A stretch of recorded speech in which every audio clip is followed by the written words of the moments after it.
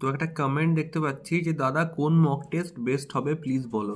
তো দেখো, ব্যাংকিং এক্সামসের জন্য আমি যদি প্র্যাকটিকুলারলি টার্গেট করি, তো মক টেস্ট পিক করার সব থেকে বেস্ট জিনিস হচ্ছে যে মক টেস্টটা তোমার এক্সাম পয়েন্ট অফ ভিউ থেকে রিলেভেন্ট, না খুব হাইফাই ডিফিকাল্টি, না খুব একদম জলের মতন ইজি ডিফিকাল্টি সেটা।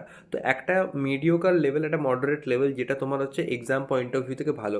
আমি পার্সোনালি টেক্সট বুক ইউজ করতাম, কারণ ওটা একটু কনভিনিয়েন্ট ছিল আর ইকোনমিকও ছিল এবং সমস্ত রকম টেস্ট একসঙ্গে কভার আপ করতো। তো টেক্সট বুকের একটা সাবস্ক্রিপশন তোমরা রাখতেই পারো। টেক্সট বুকের লেভেল আগের থেকে একটু বেটার হয়েছে এখন রিসেন্ট ইয়ার্সে।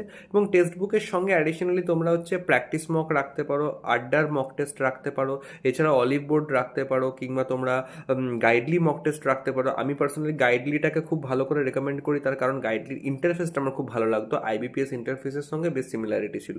এই কিছু এক্সাম্পলস, বাকি যেটা তোমাদের ভালো লাগে, প্র্যাকটিস কন্টেন্ট যেখানে ভালো সেটাই ভালো।